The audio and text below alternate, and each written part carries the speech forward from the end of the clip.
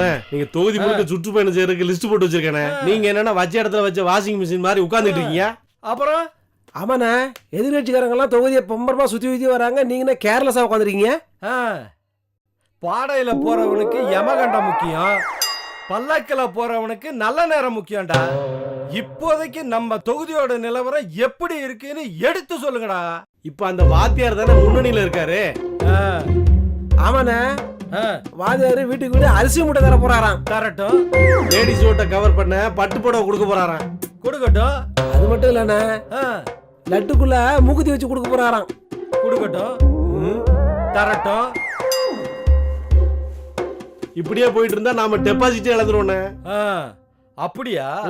ஏங்க, ஏற்கனவே வாத்தியாருக்கு செல்வாக்கு அதிகம், இதுல பணத்தை வேற வாரி இறைச்சாருன்னா உங்க கதை அவ்வளவுதான். ஆமாண்ணே, இறைக்கிறது பெருசு இல்லடி, எவ்வளவு இறைக்கிறாங்கிறது தான் முக்கியம். உனக்கு எம்எல்ஏ